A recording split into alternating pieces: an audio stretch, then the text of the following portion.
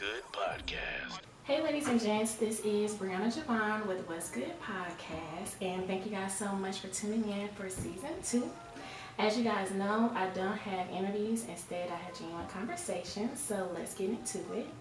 And so for the guest today, I'm super excited to have her with me. I have Tiffany Ellis. How are you? I'm outstanding. How are you? So good. I'm doing amazing. Okay, there we go. When you said that positive PR, I was like, oh my gosh, she says that, and I say amazing. And it's always a conversation starter. I'm like, It is. they always say, oh, I'm doing good. I never heard amazing. I'm like, gotcha. Yeah. I stole that from my husband. He always says outstanding.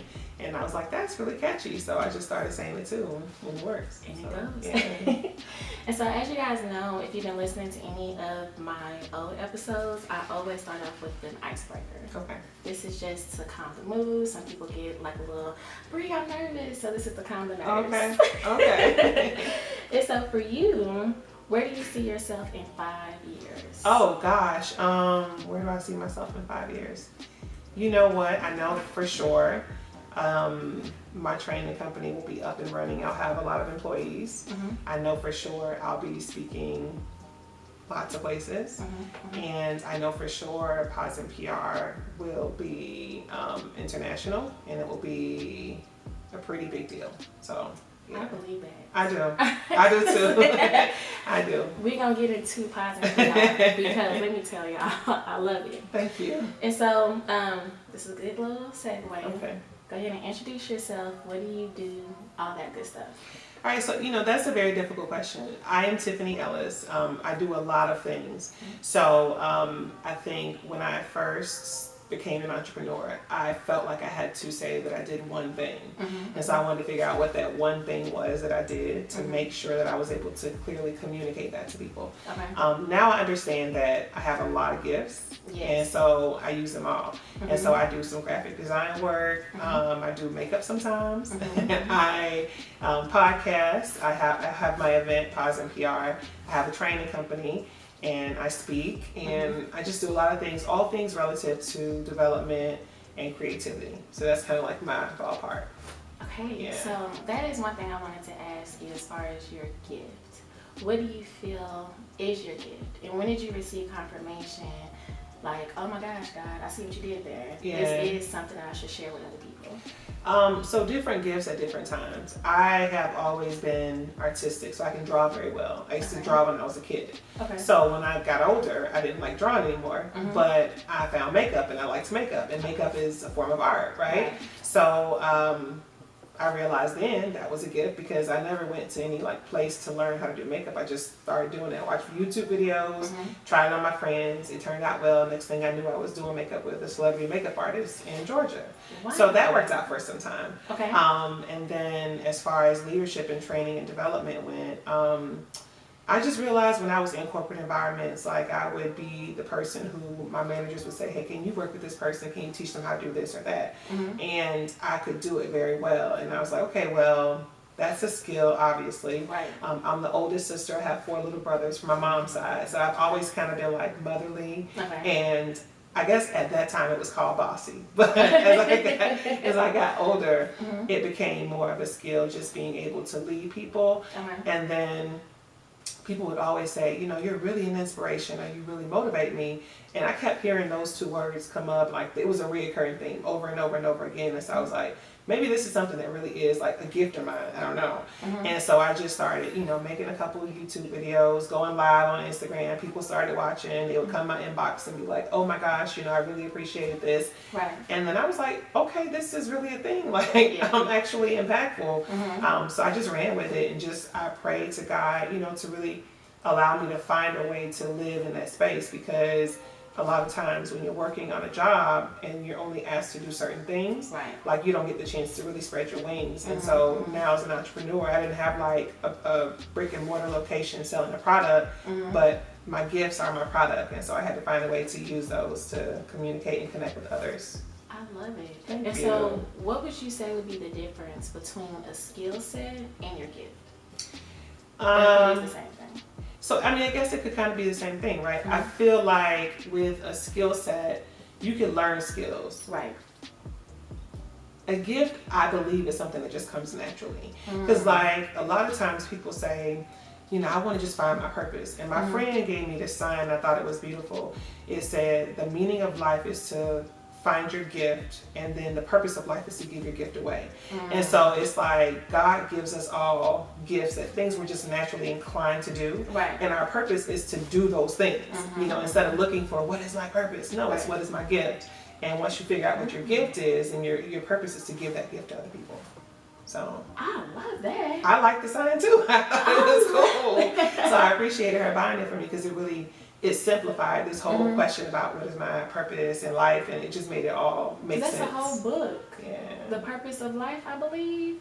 And I never thought about, once you find your gift, that is your purpose to give. Yeah, just give your gift away to other people. So how can you do that? So because I'm a leader and I love kids, okay, so I started serving in my church, and now I'm going to start working with the youth, and you know, I'm doing different things like that. And because I love to develop people, I created Pause and PR, and this is a gift of mine. When I'm not, you know, I'm not a therapist, and I'm an HR professional, but I can have conversations that involve therapy and then involve HR, and people are transparent and they open up to me and they feel comfortable.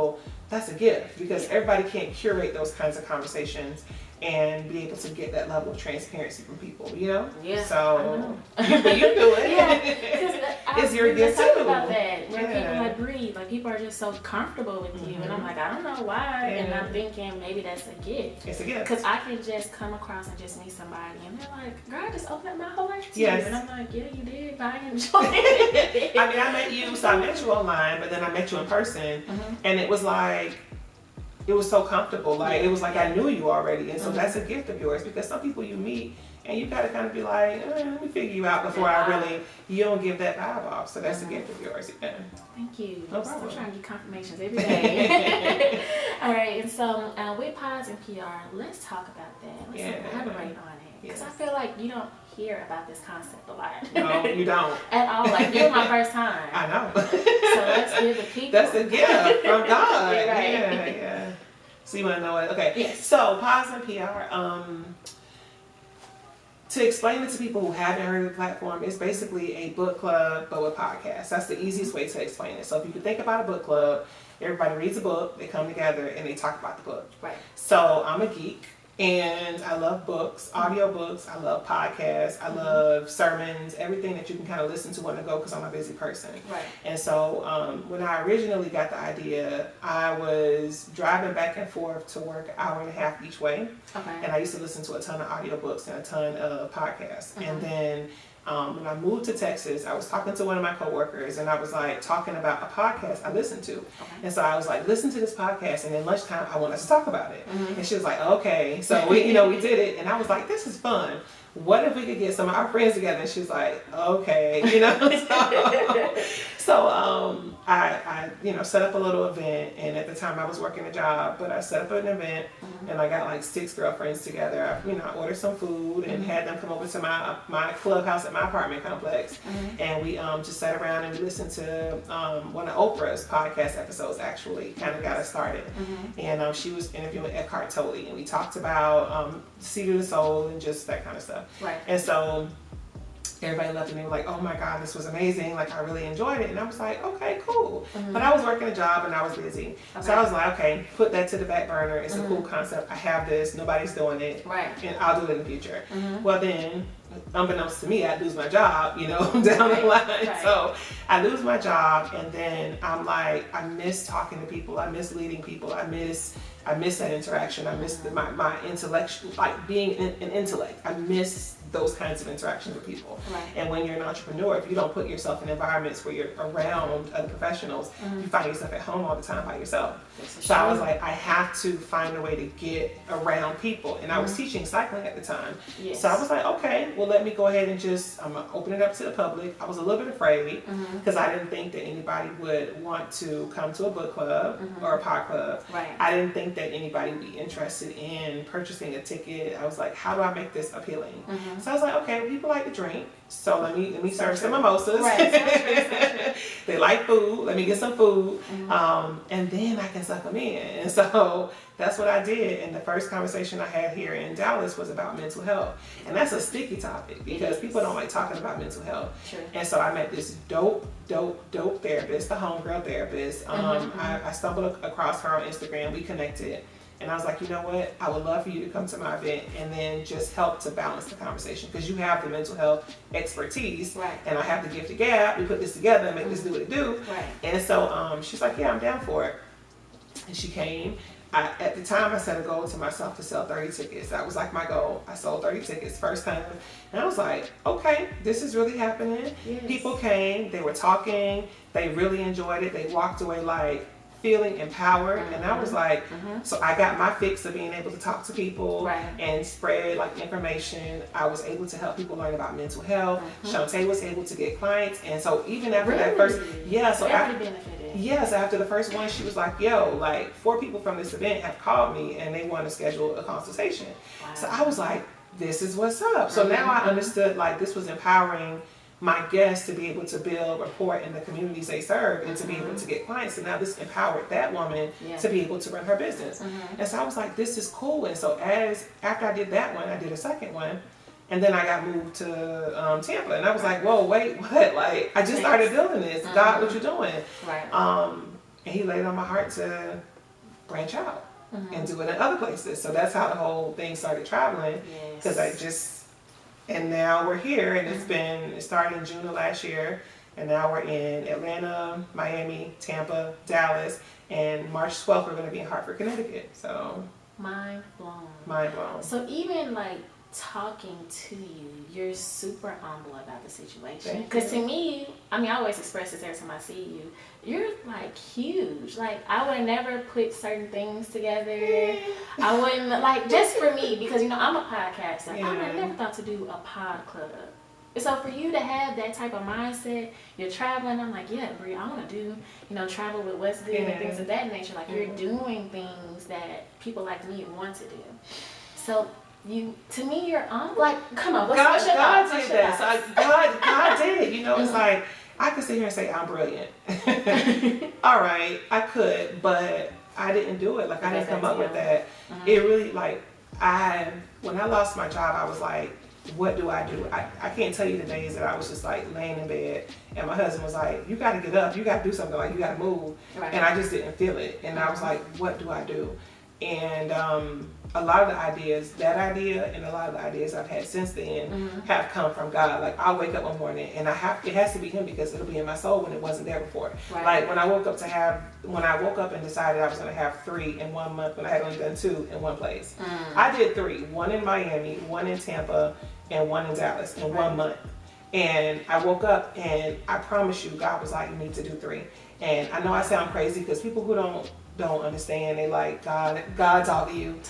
Listen, like it wasn't in my heart. My stuff was in storage. Like we moved down and we were living in temporary housing through Amazon, and all of my things for my event were in storage. I didn't have a whole lot of money, and I had been in Tampa for 2 weeks. I had no reason to plan an event in Tampa. I didn't know anybody. It was on my heart to do it that month. That was home for y'all. No, I'm from Miami, and my husband's from Pensacola. So I mean, we lived in Tampa 8 years ago, but I didn't really know enough people to have an event. To wake up one morning and say, okay, I'm gonna go put down a deposit and pay for people to eat, pay for 20 people to come to an event, and I don't even know 20 people in Tampa. How, Sway? So that, Miami, and Dallas in 1 month. And when I tell you God worked it out so smooth, like Amazon ended up paying for my plane ticket to come back and forth because in our relocation I had an extra ticket left. I didn't even know. My husband reminded me when I was planning the event. When I went to Miami, I had it at my friend's restaurant. She has like a whole setup there. And then when I had it in Tampa, like I only had 6 people, but God sent one person in those 6 that literally right now has changed my whole situation and like has me on track to be able to do all the things that I plan on doing with my platform. So it's like, it's Him. It's like intentional what He's doing. It's Him. It ain't me. Tiffany, that's so good. I mean, like even with that being stated, some people can get big-headed because you came so far so soon. So how do you stay level-headed? I mean, you still got your kids, you still got your husband. I mean, how do you keep a balance with everything that's going on? Just understanding really where it all comes from. Like, the hard thing for me was, and it's still hard, I'm still in the midst of it, when you come from making a whole lot of money and then having all that taken from you, the first thing is it's a humbling experience in itself. Because now you broke. Right? It's like a like I can't move like I'm used to moving, and so that's uncomfortable. And then I have to rely on God to help me to do things. But so even in that space, it's understanding that God allowed me to make as much as I made. And even though it was taken, God is allowing me to rebuild, but it can be taken again. So you have to be humble. And then I think the biggest thing for me was like, when I was chasing my career, So I was not as present as I should have been with my husband, as present with my children, as present in my relationships, my friendships. And in this season of my life, I just really feel like it's not optional to give the things that are valuable your time. And so I'm just being really intentional about being present for my children, being present for my husband, being present in my relationships. And I'm just rebuilding my life with my priorities in check this time, being intentional about it. And so that keeps me humble because I know where my source comes from, if that makes any sense. It does. Yeah. And so with your events, would you call yourself an event planner? Yeah, I'm everything. I'm an event planner, I'm a marketer, I am strategist, I mean, I literally do it all. Like, I was sitting down on a plane right now because I know that I'm going to have a team and I know that I'm going to need an assistant. So I was writing out the things that I would need from my assistant. And now, as I was writing out one person's responsibilities, I was like, I'm doing all of this by myself right now. Like, it blew my mind to even think about the fact that but it's just, I'm doing so much that I don't think about it. I just go. I do it. So think about planning events in different states. I'm living in Tampa planning events in this place by myself. So I'm reaching out to caterers, I'm booking venues, I'm ordering decorations, I'm creating my signs, I'm doing banners, I'm creating my graphics, I'm posting on sites. I built my own website. Like, I'm literally doing everything myself right now. Yeah. I feel that. Like, I'm listening, I'm like, that is all me. Because some people are like, you may want to go ahead and get an assistant, but sometimes it's time for that. You don't want to just jump into it. And money. Yeah, because them assistants, they have to pay their bills. They do, yeah. And so with Pods and PR, how do you choose those particular episodes or those different podcasts that you choose to come along with Pods and PR for the discussion? That's a good question. So when I first started, it was really what God laid on my heart. Like, the mental health conversation came about because I was asked to speak at a conference last year. So I went and I was a speaker. And after I was done speaking, I was sitting at a table and I was talking to some of the folks from the place that had me to come speak. And I was saying, I have to take my son to a therapist when we get back home. And they were like, therapist? And I was like, yeah. And this was like a religious place that I was speaking at. And so they were like, well, no, we don't, why wouldn't you go to your pastor? I was like, what do you mean? She was like, well, no, I'm just saying I think you should talk to your pastor.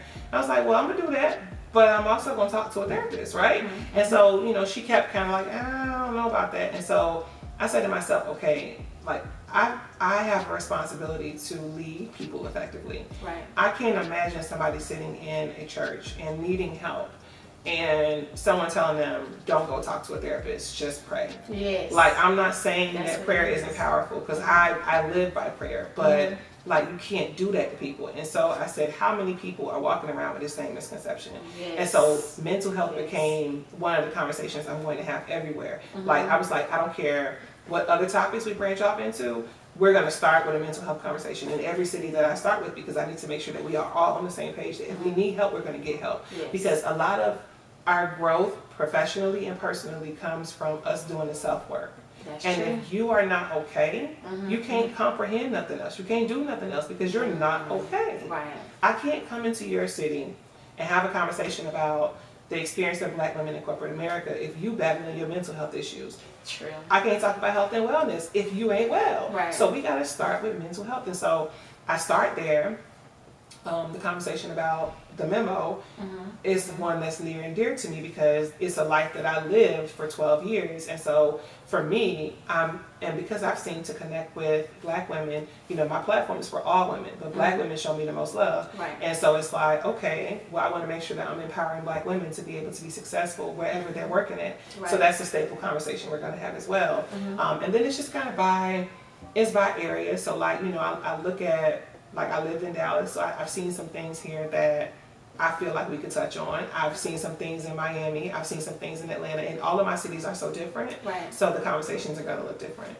So with that being stated, because it's always a sensitive topic when they talk about the support in Dallas and how there's like a gap that people need to bridge. When I went to Atlanta, that's what they call it, Black Hollywood. I mean, everybody supports each other. When you see Monica and Candy, all of them are popping, but they all support each other. That's right. There is no competition. If anything, it's collaboration. What type of things have you seen? Where? In Dallas? All the cities. Let's not even just do particular things. We don't want nobody, why are you talking about this? So let's just say in general. What certain things have you seen that we could all be better when it comes to collaboration and supporting? Because like you mentioned, you've gone to different cities and you've seen a lot of different things. What are some things? This will have no questions.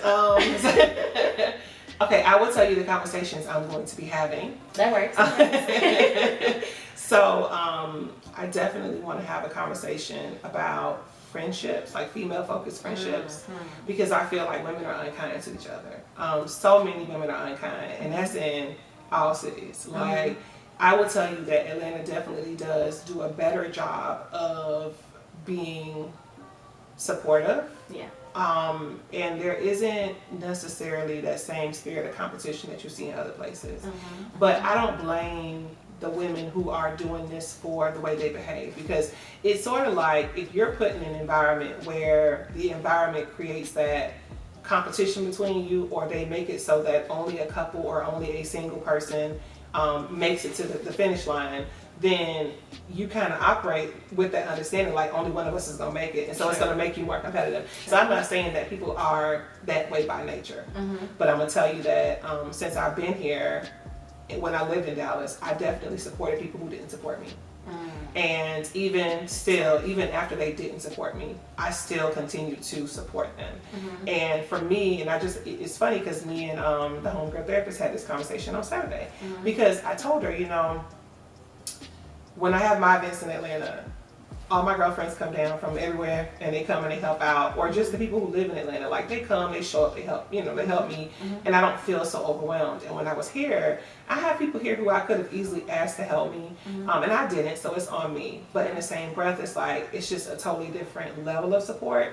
And for me, when I'm trying to manage everything, it's difficult being the facilitator, being the decorator, making sure the catering is done, bringing the chairs down. So, you know, I'm grateful for the people who decided to step up on Saturday, even though they weren't charged with the task to do it, and they came and helped. But it's folks who have had events here that I've helped with, who they didn't show up for me, and it's like, that hurts, you know. But being the person I am, I have to make a decision. Okay, am I going to allow this to harden me, or am I going to have a conversation with other people and maybe hope that my conversation with others will touch them in such a way that they don't continue to move in that direction? Does it make sense? It does. So would you say that would be your outlet, in a sense, of just taking whatever that experience is, and hey, instead of me flipping off on you, I'm gonna flip it to a positive situation? Yeah, I found that that's something I identified about myself maybe a couple years ago. The traumas that I endure in life, instead of me allowing those traumas to harden me, I take them and I create teachable moments so that maybe somebody else who encounters the same thing won't handle it the same way, and maybe they won't be met with the same outcome, because I know how that feels. And so if I can help you to not make the same mistake or to not feel the same way, then I'm willing to do that. So I love it, Tiffany. Okay. And so you have a nonprofit as well, and that's another event that you have. Let's talk about the nonprofit. Purest example of trauma and flipping that. So I Am My Daughter's Keeper came about. I have a daughter who I had when I was 17. So when I had her at 17, you know, it was difficult having a child that was close to your age, and her dad was a little older than I was, and so she ended up living with him. Like when I went off to college, I took her with me at first. She wasn't able to stay with me because I wasn't going to be able to work full time, go to school full time, and have her full time. Right. It just, didn't have the support. So I ended up letting her go home and stay with her dad. Well, she ended up staying with him after I graduated for some time after. It led to, you know, us being apart, and it caused a little bit of resentment because then, of course, I got married, I had another child, so then my son was in with me, she wasn't. And for children, that feels like abandonment. Even though I was there on the weekends and things like that, it doesn't feel the same when you're not living in the household. So when she finally came to live with me, she was preteen, going into her teenage years, and that's when little girls lose their mind, right? So she went crazy at about 13 years old.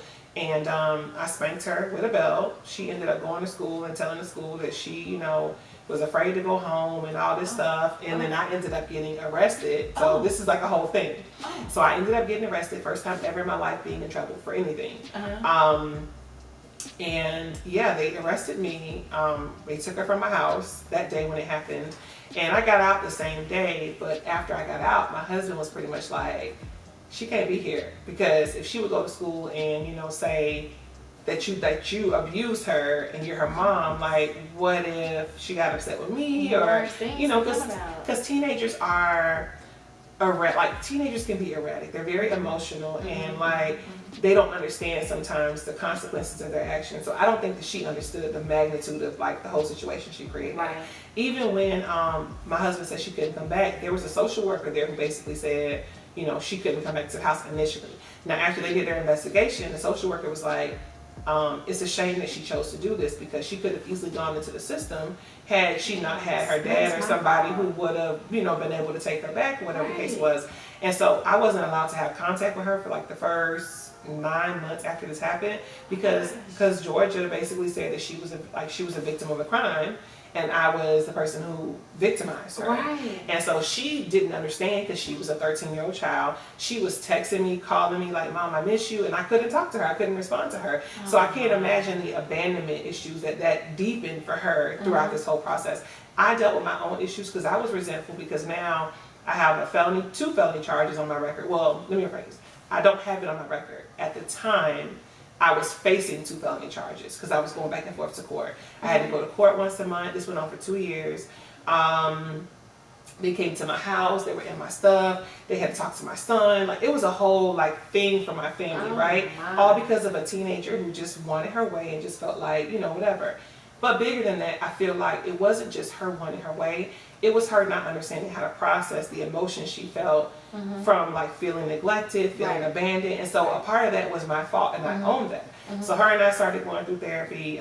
We worked through our relationship. We worked out the difficulties, and charges ended up getting dropped because I wasn't abusing my child or any of that. It cost me a lot of money, but I would say too, let me just say this, I got a chance to see how our criminal justice system, how it like abuses people who can't afford to defend themselves. Because with me paying for an attorney and going to court every month, several times throughout the process, the state tried to get me to plead to a misdemeanor charge, and my attorney kept saying she's not pleading to anything because corporal punishment is legal and you're not going to impact her employability. But if I didn't have the resources to have an attorney, I would have taken a plea deal just to kind of information.